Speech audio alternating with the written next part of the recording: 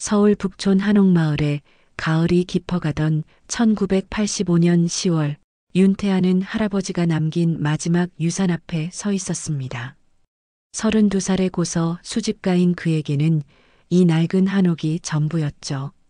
형님들은 명동상가의 분당 아파트까지 받으셨는데 저에게는 이것뿐이네요. 태아는 쓸쓸한 미소를 지으며 대문을 밀었습니다. 삐걱거리는 소리와 함께 열린 문 너머로 고즈넉한 마당이 펼쳐졌어요. 한옥은 생각보다 잘 보존되어 있었습니다. 할아버지께서 돌아가시기 전까지도 가끔 이곳에 머물렀다고 하던 기억이 났죠. 사랑채에 들어서자 묵직한 목재 냄새와 오래된 종이 냄새가 코끝을 스쳤습니다. 고서를 다루는 일을 해온 태아에게는 익숙하면서도 특별한 향이었어요. 그런데 할아버지는 왜 나에게만 이 집을? 태아는 혼잣말을 중얼거리며 방 안을 둘러보았습니다. 벽에는 오래된 서예 작품들이 걸려 있었고 한쪽 구석에는 낡은 장롱이 자리하고 있었죠. 장롱문을 열어보니 할아버지의 옛 옷가지들이 정리되어 있었습니다. 한복부터 양복까지 시대의 변화를 보여주는 듯한 옷들이었어요. 그런데 장롱 맨 아래 서랍에서 태아의 손이 멈췄습니다. 무언가 딱딱한 것이 만져졌거든요. 꺼내본 것은 오래된 나무 상자였습니다. 자물쇠는 없었지만 꽤 무거웠죠. 뚜껑을 열자 태아의 눈이 휘둥그레졌어요. 1920년대 조선은행권이 다발로 묶여 있었거든요. 지폐의 상태도 놀라울 정도로 좋았습니다. 이건 정말 대단한 유물이네요. 태아는 감탄했습니다. 고서 수집가로서 이런 희귀한 화폐를 본 적이 거의 없었거든요. 하지만 더 놀라운 것은 지폐 아래 숨겨진 편지들이었습니다. 한지의 먹으로 쓰인 편지들은 세월의 흔적이 역력했지만 글씨는 여전히 선명했어요. 첫 번째 편지를 펼쳐보니 사랑하는 성준에게라는 문구가 눈에 들어왔습니다. 성준은 할아버지의 이름이었죠. 편지의 내용을 읽어가던 태아의 표정이 점점 진지해졌습니다. 단순한 연애 편지가 아니었거든요. 편지 곳곳에는 암호 같은 숫자들과 기호들이 적혀 있었어요. 북쪽 별 3개가 만나는 곳, 매와 꽃잎 5장의 비밀 같은 은유적 표현들도 가득했습니다. 이건 무슨 암호인 걸까요? 태아는 편지를 다시 자세히 들여다보았습니다. 발신인은 수련이라는 여성이었고 편지의 날짜는 1920년부터 1923년까지 약 3년에 걸쳐 있었죠. 해가 서산으로 기울어가는 시간, 태아는 여전히 편지들과 씨름하고 있었습니다. 고서 수집가로서 쌓은 경험으로 봐도 이런 형태의 암호 편지는 처음이었어요. 분명 중요한 의미가 숨겨져 있을 것 같은데 쉽게 풀리지 않았습니다. 그때 대문에서 누군가 문을 두드리는 소리가 들렸습니다. 태아는 편지들을 재빨리 상자에 넣고 현관으로 향했어요. 누구세요? 태아가 물었습니다. 이웃에 사는 박 할아버지입니다. 성준 어르신이 돌아가셨다고 들어서 인사드리러 왔어요. 태아는 대문을 열었습니다. 70대로 보이는 노인이 정중하게 인사했어요. 아, 성준 어르신의 손자분이시군요. 할아버지께서 자주 말씀하셨어요. 고서를 다루는 손자가 있다고요. 네, 안녕하세요. 윤태아라고 합니다. 박 할아버지는 잠시 주변을 둘러보더니 조심스럽게 입을 열었습니다. 혹시 집안에서 특별한 것을 발견하지 않으셨나요? 성준 어르신이 살아계실 때 가끔 그런 말씀을 하시더라고요. 언젠가 후손이 찾아야 할 것이 있다고. 태아의 심장이 빨라졌습니다. 과연 할아버지는 무엇을 남겨놓으신 걸까요? 박 할아버지의 말에 태아는 잠시 망설였습니다. 방금 전 발견한 편지들과 조선은행권이 떠올랐지만 섣불리 말하기에는 너무 중대한 일 같았거든요. 특별한 것이라고 하시면 태아는 신중하게 물었습니다.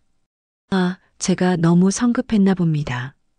박할아버지는 쓴웃음을 지으며 손을 저었어요. 그냥 성준 어르신이 평소에 하시던 말씀이 생각나서요.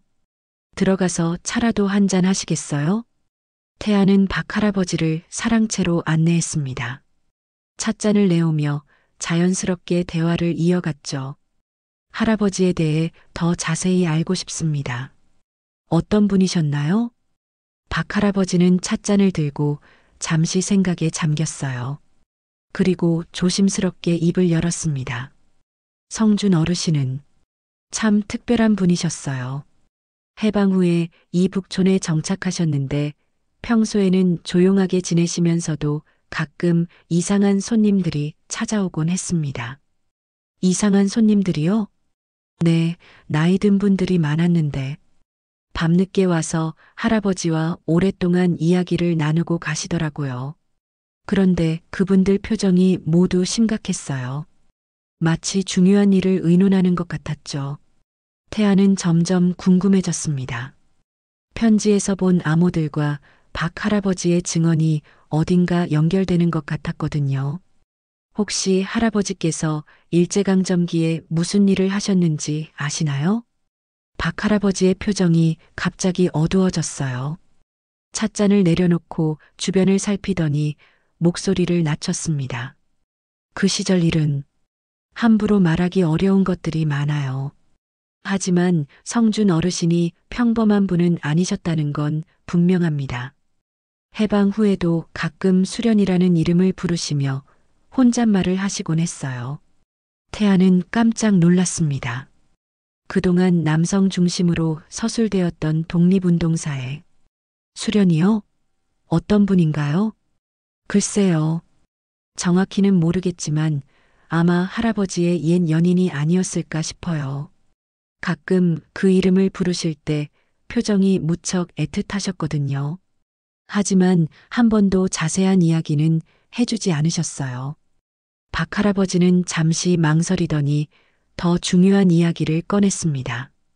사실 성준 어르신이 돌아가시기 며칠 전에 저를 부르셨어요. 그때 하신 말씀이 만약 내 후손 중에 책을 좋아하는 아이가 이 집을 물려받는다면 그 아이에게 진실을 찾아달라고 전해달라고 하셨습니다. 진실을요? 네.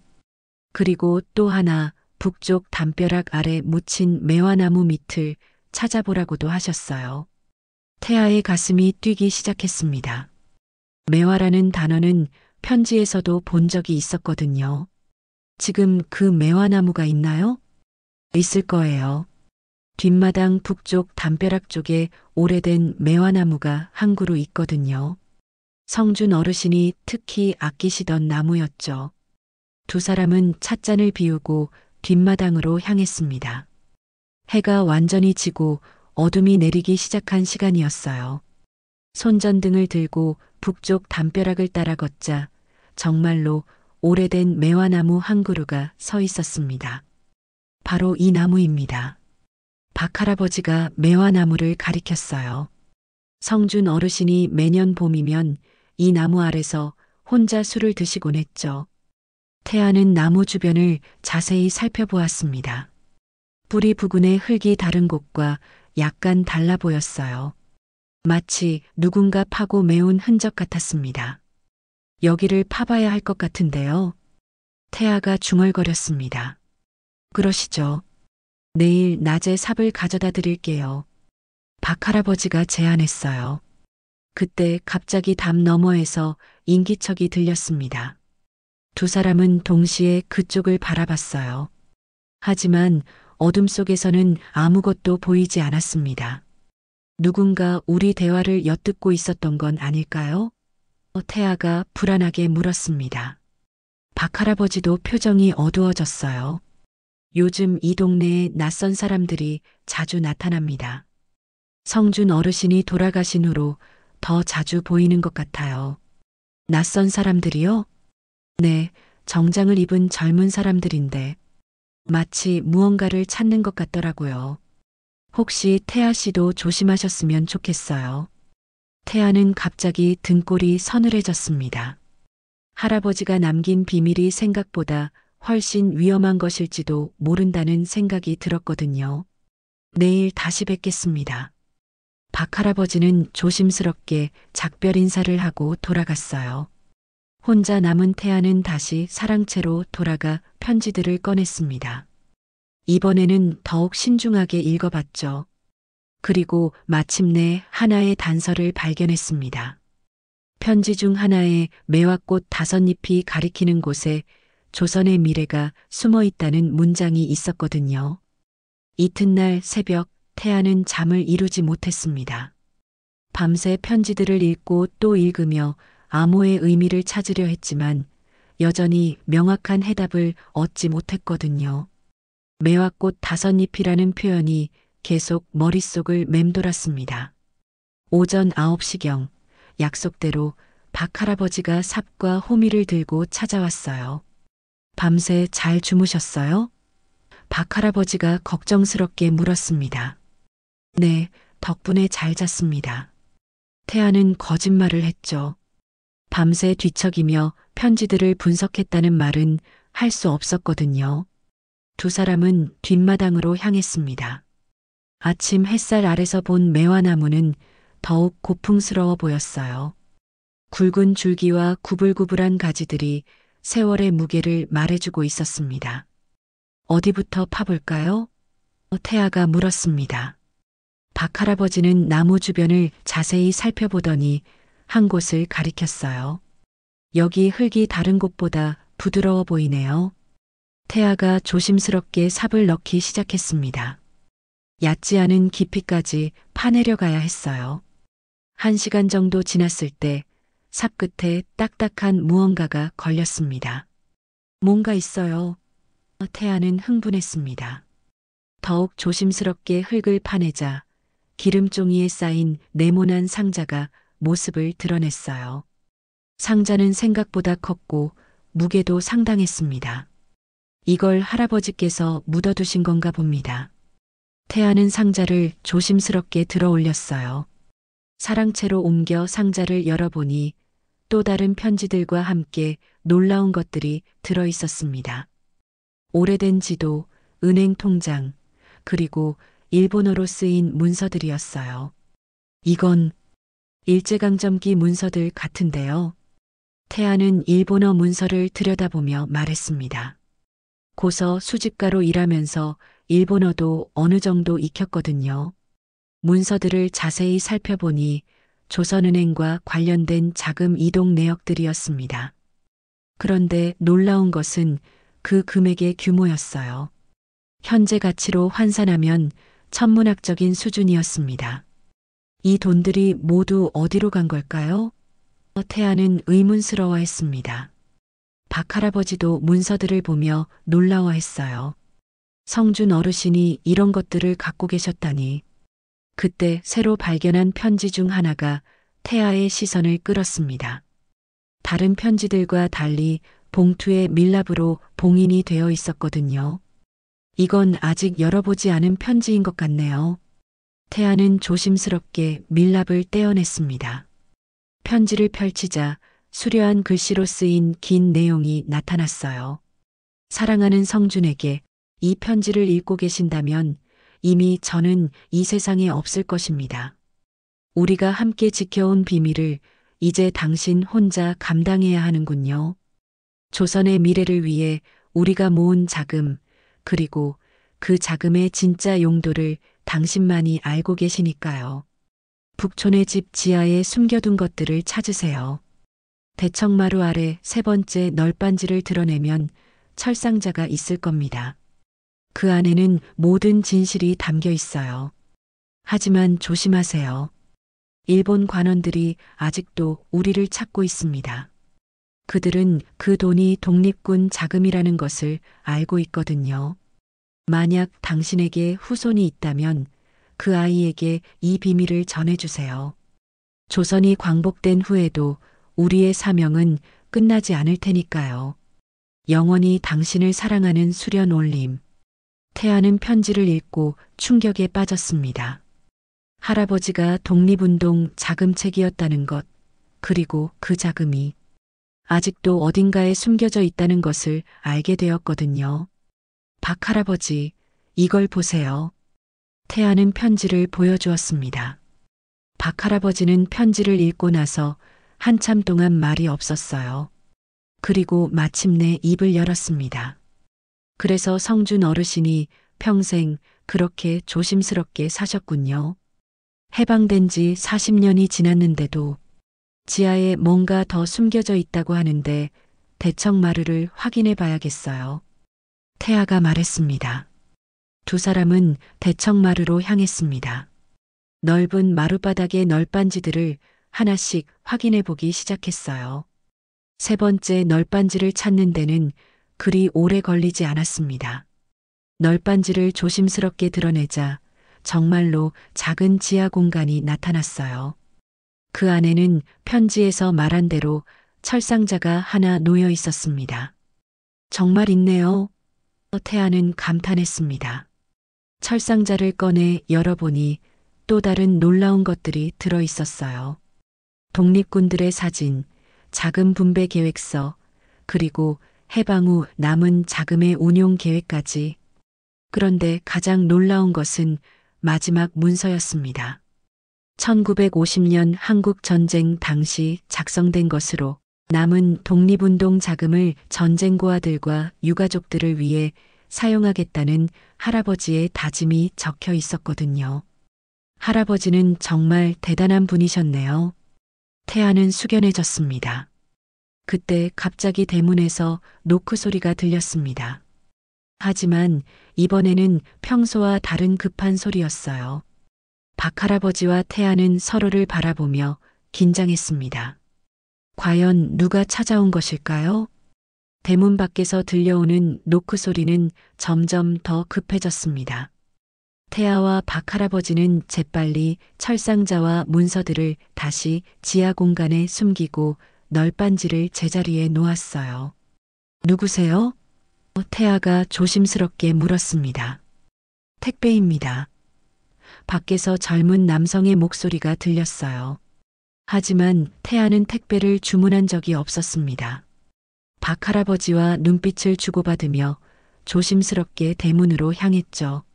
문을 살짝 열어보니 정장을 입은 두 명의 남성이 서 있었습니다. 택배 기사라기에는 너무 단정한 차림새였어요. 실례지만 저는 택배를 주문하지 않았는데요. 태아가 말했습니다. 아, 죄송합니다. 윤태아님 맞으시죠? 그중 한 명이 정중하게 말했어요. 저희는 한국문화재연구소에서 나왔습니다. 선친께서 소장하고 계셨던 고문서들에 대해 조사를 하고 있어서요.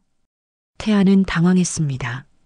할아버지가 돌아가신 지 얼마 되지 않았는데 벌써 이런 기관에서 조사를 나올 이유가 있을까요? 무슨 고문서 말씀이신가요? 윤성준 어르신께서 생전에 보유하고 계셨던 일제강점기 관련 문서들 말입니다. 문화재청에서 역사적 가치가 있는 자료들을 수집하고 있거든요. 박 할아버지가 태아의 뒤에서 속삭였습니다. 뭔가 이상해요. 문화재연구소에서 이렇게 갑자기 나올 리가 없어요. 태아도 같은 생각이었습니다. 죄송하지만 신분증을 확인해 볼 수 있을까요? 두 남성은 서로 눈빛을 주고받더니 신분증을 꺼내 보여줬어요. 하지만 뭔가 어색했습니다. 진짜 공무원이라면 이렇게 갑작스럽게 방문하지 않을 테니까요. 오늘은 좀 바쁜 일정이 있어서요. 다음에 다시 연락드리겠습니다. 태아가 정중하게 거절했습니다. 그렇다면 연락처라도 남겨주시겠어요? 중요한 문서들이 분실될 수 있어서요. 한 명이 끈질기게 말했어요. 필요하면 제가 문화재청에 직접 연락드리겠습니다. 태아는 단호하게 말하고 문을 닫았습니다. 두 남성이 돌아간 후 박 할아버지는 걱정스러운 표정을 지었어요. 태아 씨, 저 사람들 정말 문화재연구소 직원일까요? 뭔가 수상해 보였는데. 저도 그런 생각이에요. 진짜 공무원이라면 사전에 공문이나 연락이 있었을 테니까요. 태아는 창문으로 밖을 내다봤습니다. 두 남성이 골목 끝에서 무언가 대화를 나누고 있었어요. 그들의 표정이 심각해 보였습니다. 혹시 어젯밤에 우리 대화를 엿들었던 사람들이 아닐까요? 태아가 추측했습니다. 그럴 수도 있겠네요. 성준 어르신이 살아계실 때도 가끔 이런 일이 있었어요. 정체불명의 사람들이 찾아와서 뭔가를 찾는다고 하더라고요. 박 할아버지의 말에 태아는 더욱 긴장했습니다. 할아버지가 남긴 비밀이 아직도 누군가에게는 중요한 것일 수 있다는 생각이 들었거든요. 그런데 저들이 정말 찾고 있는 게 뭘까요? 아마도 독립운동 자금과 관련된 것이 아닐까요? 수련 씨의 편지에서 본 것처럼 그 시절 많은 자금들이 사라졌잖아요. 태아는 다시 한번 편지들을 꺼내 살펴봤습니다. 이번에는 더욱 세심하게 읽어봤죠. 그러다가 중요한 단서를 하나 더 발견했어요. 박 할아버지, 이걸 보세요. 태아는 편지 한 장을 가리켰습니다. 여기에 경성역 근처 창고 번호 247이라고 적혀 있어요. 창고요? 네, 그리고 여기에는 마지막 자금이 숨겨진 곳이라고도 되어 있고요. 박 할아버지는 깜짝 놀랐어요. 그럼 아직도 어딘가에 자금이 남아있다는 뜻인가요? 그럴 수도 있어요. 하지만 경성역이면 지금의 서울역 근처겠죠? 두 사람은 지도를 펼쳐 서울역 주변을 살펴봤습니다. 1920년대의 경성과 현재의 서울은 많이 달랐지만 대략적인 위치는 추정할 수 있었어요. 한번 가봐야겠네요. 태아가 결심했습니다. 위험하지 않을까요? 아까 그 사람들이 또 나타날 수도 있고, 그래도 할아버지가 남기신 마지막 비밀을 찾아야 해요. 그게 제 의무인 것 같아요. 그때 또다시 대문에서 노크 소리가 들렸습니다. 이번에는 더 부드러운 소리였어요. 또 누구죠? 박 할아버지가 걱정스럽게 말했습니다. 태아가 문을 열어보니 이번에는 50대 정도의 여성이 서 있었어요. 한복을 입고 있었고 표정이 매우 온화했습니다. 실례합니다. 혹시 윤성준 어르신의 손자분이신가요? 여성이 정중하게 물었습니다. 네, 그런데 누구시죠? 저는 이정숙이라고 합니다. 수련 언니, 조카딸이에요. 태아는 깜짝 놀랐습니다. 수련 바로 편지를 보낸 그 여성의 조카딸이라니요. 수련님의 조카딸이시라고요? 네, 언니가 돌아가시기 전에 저에게 부탁하신 일이 있어서 찾아왔어요. 성준 어르신의 후손을 만나면 전해달라고 하신 것이 있거든요. 태아는 가슴이 두근거렸습니다. 과연 수련은 무엇을 전하고 싶었던 걸까요? 태아는 이정숙을 사랑채로 안내했습니다. 박 할아버지도 함께 자리했죠. 이정숙은 한복 저고리 안주머니에서 오래된 봉투를 꺼냈어요. 언니가 돌아가시기 전에 이걸 꼭 전해달라고 하셨어요. 성준 어르신의 후손 중에서 책을 사랑하는 사람을 만나면 주라고요. 이정숙이 봉투를 내밀었습니다. 봉투에는 마지막 당부라고 수려한 글씨로 적혀 있었어요. 태아는 떨리는 손으로 봉투를 열었습니다. 편지 내용은 이랬습니다. 성준의 후손에게 나는 수련입니다. 이 편지를 읽고 계신다면 당신은 분명 성준이 남긴 다른 편지들도 발견했을 것입니다. 우리의 사랑과 함께 조선의 미래를 위한 비밀도 함께요. 정수기를 통해 이 편지를 받으셨다는 것은 이제 모든 진실을 알 때가 되었다는 뜻입니다. 경성역 창고의 비밀, 그것은 단순히 숨겨진 자금이 아닙니다. 창고 번호 247은 현재의 서울역 서편 창고촌에 있었습니다. 하지만 그곳에 숨긴 것은 돈이 아니라 더 소중한 것이었죠. 바로 독립운동에 참여했던 모든 분들의 명단과 활동 기록입니다. 해방 후에도 그 기록들은 안전하게 보관되어야 했어요. 친일파들의 보복이 두려웠고 무엇보다 역사의 증인들을 지켜야 했으니까요. 하지만 시간이 흐르면서 상황이 달라졌습니다. 이제는 그 기록들이 세상에 나와야 할 때입니다. 진정한 광복을 위해서요. 태아는 편지를 읽으며 점점 더 놀랐습니다. 독립운동가들의 명단이라니 그것은 역사적으로 엄청난 가치가 있는 자료였거든요. 이정숙이 조심스럽게 말을 이었어요. 언니가 생전에 자주 말씀하시곤 했어요. 언젠가는 진실이 밝혀져야 한다고요. 하지만 너무 위험해서 함부로 공개할 수 없다고도 하셨죠. 그럼 지금도 창고에 그 자료들이 있다는 뜻인가요? 태아가 물었습니다. 아마도요. 하지만 이정숙은 잠시 망설였어요. 요즘 그쪽에 수상한 사람들이 자주 나타난다는 소문을 들었어요. 마치 뭔가를 찾는 것처럼요. 박 할아버지가 끼어들었습니다. 아까 여기에도 그런 사람들이 왔어요. 문화재연구소 직원이라고 했지만 뭔가 수상했거든요.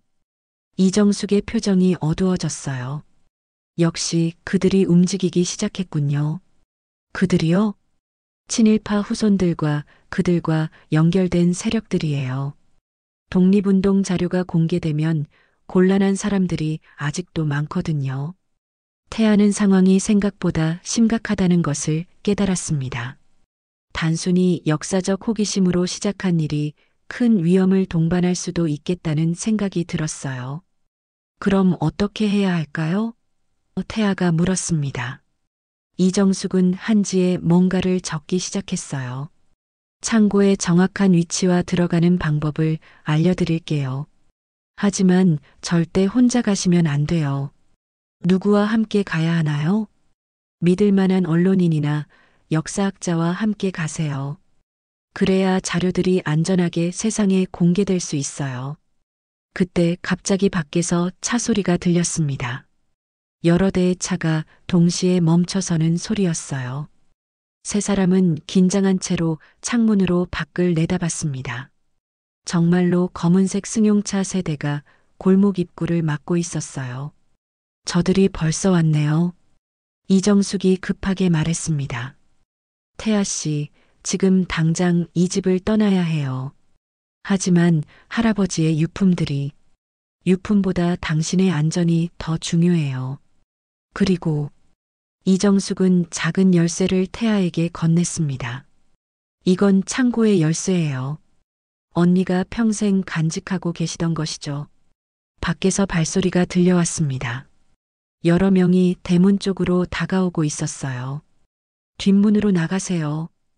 박 할아버지가 급하게 말했습니다. 제가 시간을 벌어드릴게요. 태아는 망설였지만 상황이 너무 급박했습니다. 편지들과 중요한 문서 몇 개를 재빨리 가방에 넣고 이정숙과 함께 뒷문으로 향했어요. 창고 주소는 여기 적어드렸어요. 이정숙이 종이 한 장을 건네며 말했습니다. 하지만 며칠 후에 가세요. 지금은 너무 위험해요. 뒷문을 나서자마자 앞쪽에서 큰 목소리가 들렸습니다. 경찰입니다. 문을 열어주세요. 태아와 이정숙은 서둘러 뒷골목으로 사라졌습니다. 가슴이 빠르게 뛰었지만 동시에 중요한 사명감도 느껴졌어요. 할아버지와 수련이 평생 지켜온 비밀, 이제 그것을 세상에 알릴 때가 온 것 같았습니다. 하지만 그 길이 얼마나 위험할지는 아직 알 수 없었죠. 골목을 빠져나가며 태아는 주머니 속 열쇠를 꽉 쥐었습니다. 과연 그 작은 열쇠가 어떤 거대한 진실의 문을 열게 될까요? 사흘 후 태아는 서울역 근처 작은 여관에서 몸을 숨기고 있었습니다. 이정숙의 조언대로 신뢰할 만한 사람을 찾았어요. 바로 한국사를 전공하는 연세대 교수 김철수였습니다. 태아가 고서 거래를 하면서 알게 된 분이었죠. 정말 놀라운 이야기네요. 김 교수는 태아가 보여준 편지들을 읽고 감탄했습니다. 이런 자료들이 실제로 존재했다니. 교수님, 정말 함께 가주실 건가요? 태아가 확인했습니다. 물론입니다. 역사학자로서 이런 기회를 놓칠 수 없죠. 하지만 정말 위험할 수도 있어요. 김 교수는 또 한 명의 동반자를 데려왔습니다. 동아일보의 탐사보도 기자인 박미영이었어요. 안녕하세요. 김 교수님께 이야기를 들었어요. 정말 중요한 일이라고 하시더라고요. 박 기자는 카메라와 녹음기를 챙기며 말했습니다. 세 사람은 저녁 무렵 서울역 서편으로 향했습니다. 이정숙이 알려준 주소를 따라가니 오래된 창고촌이 나타났어요. 대부분 철거되고 몇 개만 남아있는 상황이었습니다. 247번. 저기 있네요. 태아가 가리켰습니다. 낡은 철제 창고였습니다. 외관상으로는 다른 창고들과 별다를 게 없어 보였어요. 하지만 문에는 여러 개의 자물쇠가 채워져 있었습니다. 열쇠가 맞을까요? 박 기자가 걱정스럽게 물었습니다. 태아는 이정숙이 준 열쇠를 꺼냈습니다. 떨리는 손으로 첫 번째 자물쇠에 넣어보니 정확히 맞았어요. 와, 정말 맞네요. 김 교수가 놀랐습니다. 나머지 자물쇠들도 차례로 열렸습니다. 창고 문을 열자 오래된 먼지 냄새와 함께 어둠이 펼쳐졌어요. 손전등 준비하셨죠? 태아가 물었습니다. 세 사람은 조심스럽게 창고 안으로 들어갔습니다. 손전등 불빛에 비친 것은 놀라운 광경이었어요. 창고 한쪽 벽면 전체에 나무 상자들이 차곡차곡 쌓여 있었거든요. 이렇게 많은 자료가. 박 기자는 말을 잇지 못했습니다. 김 교수가 첫 번째 상자를 조심스럽게 열어봤어요. 그 안에는 정말로 독립운동가들의 명단과 활동 기록들이 들어 있었습니다. 이건 정말 역사적인 발견이에요. 김 교수의 목소리가 떨렸습니다. 지금까지 알려지지 않은 독립운동가들의 이름이 이렇게 많이. 박 기자는 열심히 사진을 찍기 시작했어요. 이 자료들이 공개되면 한국 근현대사를 다시 써야 할 것 같아요. 태아는 다른 상자들도 열어봤습니다. 각 상자마다 다른 시기, 다른 지역의 독립운동 기록들이 체계적으로 정리되어 있었어요. 그런데 마지막 상자에서 특별한 것을 발견했습니다. 수련의 일기장이었거든요. 이건 수련님의 개인 기록인 것 같아요. 태아는 일기를 조심스럽게 펼쳤습니다. 일기의 마지막 부분에는 이런 내용이 적혀 있었어요. 1945년 8월 15일. 드디어 광복이 되었다. 하지만 진정한 광복은 이제 시작일 뿐이다. 우리가 목숨 걸고 지킨 이 기록들이 언젠가 역사의 증인이 되어야 한다. 성준과 함께 꿈꾸던 새로운 조선, 그 꿈이 이루어질 때까지 이 비밀을 지켜야 한다. 세 사람이 자료들을 조사하고 있을 때 갑자기 창고 밖에서 소음이 들렸습니다. 누군가 오고 있어요. 박 기자가 긴장한 목소리로 말했습니다. 빨리 나가야 해요. 김 교수가 급하게 말했습니다. 하지만 이미 늦었습니다. 창고 입구에 검은 옷을 입은 사람들이 나타났거든요. 거기 서세요. 그들 중 하나가 큰 소리로 외쳤습니다. 태아는 재빨리 수련의 일기장과 몇 개의 중요한 문서를 가방에 넣었어요. 김 교수와 박 기자도 각각 상자 하나씩을 들었습니다. 뒷문이 있을까요? 태아가 주위를 둘러봤습니다. 창고 뒤편에 작은 출입문이 하나 있었어요. 세 사람은 그쪽으로 뛰어갔습니다. 잡아라. 뒤에서 추격하는 소리가 들렸습니다. 간신히 뒷문을 통해 창고를 빠져나온 세 사람은 숨을 헐떡이며 골목으로 사라졌어요. 이제 어떻게 하죠? 박 기자가 물었습니다. 일단 안전한 곳으로 가서 이 자료들을 정리해야 해요. 김 교수가 말했습니다. 태아는 가슴이 빠르게 뛰었지만 동시에 뿌듯함도 느꼈어요.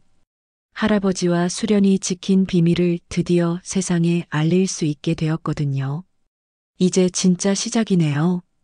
태아가 중얼거렸습니다. 하지만 그들을 추격하던 세력들이 쉽게 포기할 것 같지는 않았어요. 과연 이 소중한 역사적 자료들을 안전하게 공개할 수 있을까요? 골목을 빠져나가며 태아는 주머니 속 수련의 일기장을 만졌습니다.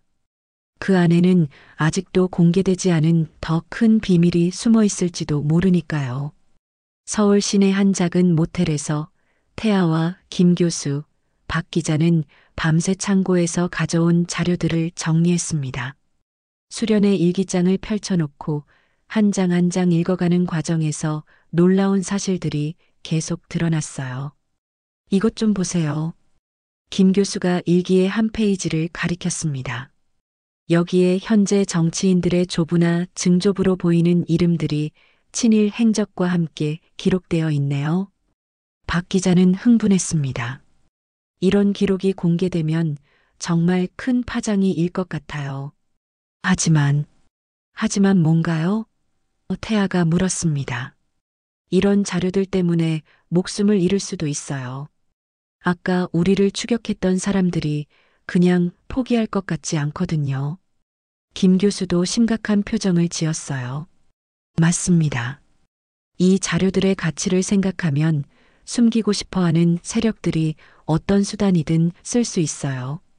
그때 태아의 휴대폰이 울렸습니다. 모르는 번호였어요. 여보세요? 윤태아 씨인가요? 낯선 남성의 목소리였습니다. 네, 그런데 누구시죠? 자세한 설명은 나중에 하고 지금 당장 그 모텔을 떠나세요. 위험합니다. 뭐라고요? 저는 국정원에서 일하는 김상우라고 합니다. 당신들이 발견한 자료들 때문에 여러 세력들이 움직이고 있어요. 지금 그 모텔 주변에도 사람들이 배치되어 있을 겁니다. 태아는 창밖을 내다봤습니다. 정말로 수상한 차 몇 대가 주차되어 있었어요. 어떻게 해야 하나요? 뒷문으로 나와서 골목 끝 편의점으로 오세요. 검은색 소나타가 기다리고 있을 겁니다. 전화가 끊어졌습니다. 태아는 김 교수와 박 기자에게 상황을 설명했어요. 국정원이요? 박 기자가 놀랐습니다. 이 일이 그렇게까지 큰 건가요? 일단 여기서 나가는 게 좋을 것 같아요. 김 교수가 말했습니다. 세 사람은 서둘러 짐을 챙기고 뒷문으로 나갔습니다. 약속 장소에 정말로 검은색 소나타가 기다리고 있었어요. 차 안에는 40대 남성이 앉아 있었습니다. 김상우입니다. 빨리 타세요. 차가 출발하자 김상우가 설명을 시작했어요. 사실 저희는 오래전부터 이 사건을 주시하고 있었습니다. 윤성준 어르신과 수련 여사의 활동에 대해서는 어느 정도 파악하고 있었거든요. 그럼 왜 지금까지 가만히 있으셨어요? 태아가 물었습니다. 시기가 맞지 않았습니다. 하지만 이제는 달라요. 과거사 정리가 국가적 과제가 되었고 이런 자료들이 필요한 시점이 왔거든요. 김 교수가 끼어들었습니다. 그럼 우리가 발견한 자료들을 국가에서 접수한다는 뜻인가요? 그렇지 않습니다. 김상우가 고개를 저었어요. 오히려 이 자료들이 안전하게 공개되도록 도와드리려고 합니다. 하지만 방법이 중요해요. 차는 한강변의 조용한 카페 앞에 멈췄습니다. 네 사람은 카페 구석자리에 앉았어요. 김상우가 계속 설명했습니다. 현재 여러 세력들이 이 자료들을 노리고 있습니다. 친일파 후손들, 일부 정치인들, 그리고 이권에 얽힌 사람들까지요. 그럼 우리는 어떻게 해야 하나요? 박 기자가 물었습니다. 체계적으로 접근해야 해요. 먼저 자료들의 진위를 학술적으로 검증받고 그 다음에 언론을 통해 단계적으로 공개하는 겁니다. 태아는 수련의 일기장을 꺼냈습니다. 이 일기장에 더 중요한 내용이 있을 것 같아요. 김상우가 일기장을 보더니 표정이 변했어요. 이건 정말 대단한 자료네요. 일기장의 마지막 부분에는 놀라운 내용이 적혀 있었습니다. 해방 후에도 우리의 싸움은 끝나지 않았다. 친일파들이 오히려 권력을 잡고 진정한 독립운동가들은 숨어 지내야 하는 현실이 되었다. 하지만 언젠가는 진실이 밝혀질 것이다. 그때를 위해 이 기록들을 남긴다. 수련 여사의 마지막 소망이었군요. 김 교수가 숙연하게 말했습니다. 김상우가 제안했습니다. 일단 안전한 곳으로 이동해서 자료들을 정리하고 전문가들의 검증을 받아보시죠. 저희가 보안을 담당하겠습니다. 정말 믿을 수 있나요? 태아가 물었습니다. 윤태아 씨, 당신의 할아버지 윤성준 어르신은 진정한 애국자였습니다. 저희는 그분의 유지를 받들고 싶어요. 그때 김상우의 휴대폰이 울렸습니다. 통화를 마친 그의 표정이 어두워졌어요. 무슨 일인가요? 태아가 물었습니다. 북촌 한옥에 불이 났습니다. 아마 누군가 증거를 인멸하려 했을 거예요. 태아는 충격을 받았습니다. 할아버지가 남긴 마지막 집이 사라진 것이었거든요. 하지만 다행히 박 할아버지는 무사하세요. 미리 대피시켜 드렸거든요. 김상우가 덧붙였습니다. 이제 정말로 되돌릴 수 없는 길에 들어선 것 같았습니다. 태아는 가방 속 자료들을 더욱 꽉 쥐었어요. 할아버지와 수련이 목숨 걸고 지킨 진실, 이제 세상에 알릴 때가 온 것 같았습니다.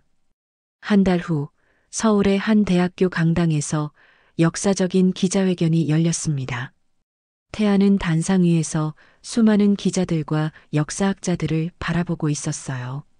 김 교수와 박 기자, 그리고 김상우도 함께 자리했습니다. 오늘 공개하는 자료들은 일제강점기부터 해방 직후까지의 독립운동 관련 기록들입니다.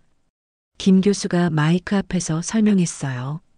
총 3천여 명의 독립운동가들의 활동 기록과 그동안 알려지지 않았던 역사적 사실들이 담겨 있습니다. 기자회견장이 술렁였습니다. 이런 규모의 자료가 한꺼번에 공개되는 것은 처음이었거든요. 박 기자가 이어서 말했습니다. 특히 주목할 점은 여성 독립운동가 수련의 개인 기록입니다. 그동안 남성 중심으로 서술되었던 독립운동사의 새로운 관점을 제시할 것으로 보입니다.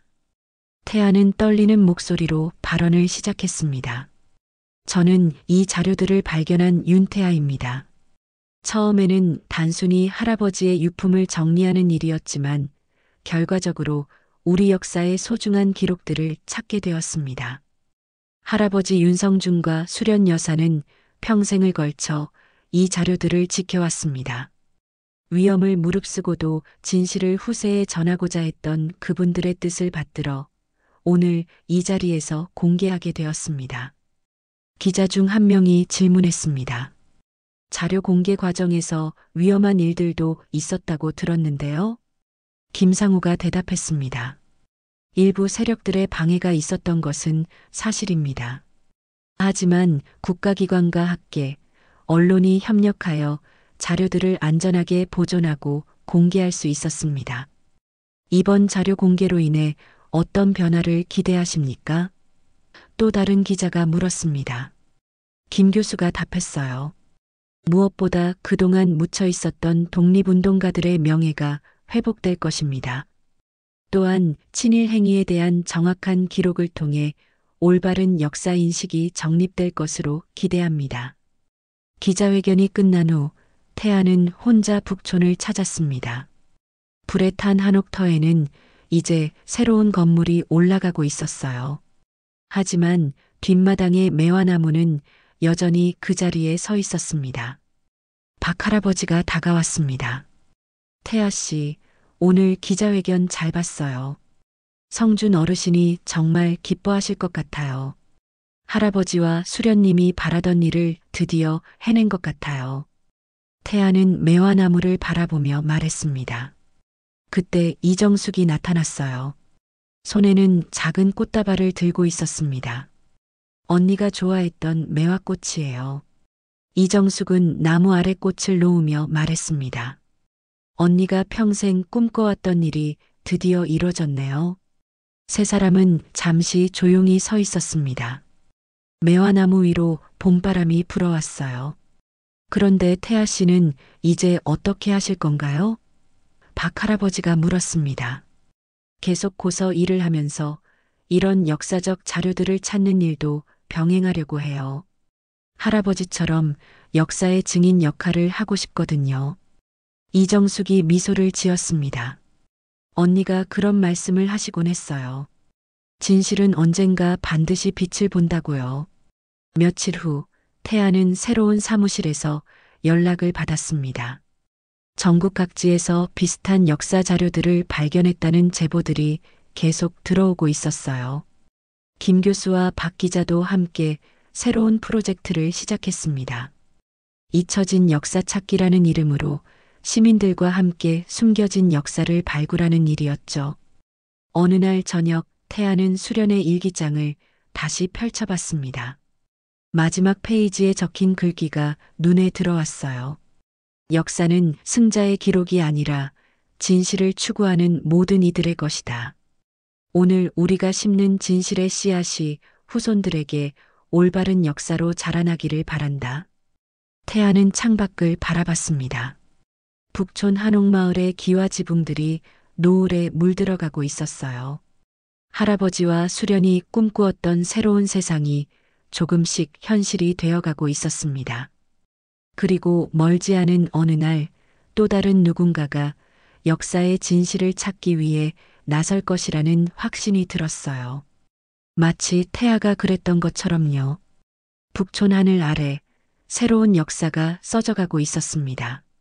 진실의 무게를 견뎌낸 사람들의 이야기가 이제 모든 이들에게 전해지기 시작한 것입니다. 매화나무에 새 잎이 돋아나는 것처럼 오랫동안 숨겨졌던 진실들도 마침내 세상의 빛을 보게 되었습니다. 그것이 바로 윤성준과 수련이 평생을 걸쳐 바라왔던 진정한 광복이었을 것입니다. 북촌 하늘 아래서 피어난 사랑과 희생, 그리고 진실을 향한 의지는 시간을 뛰어넘어 후손들에게 전해졌습니다. 역사는 이렇게 한 사람, 한 사람의 용기로 만들어지는 것입니다.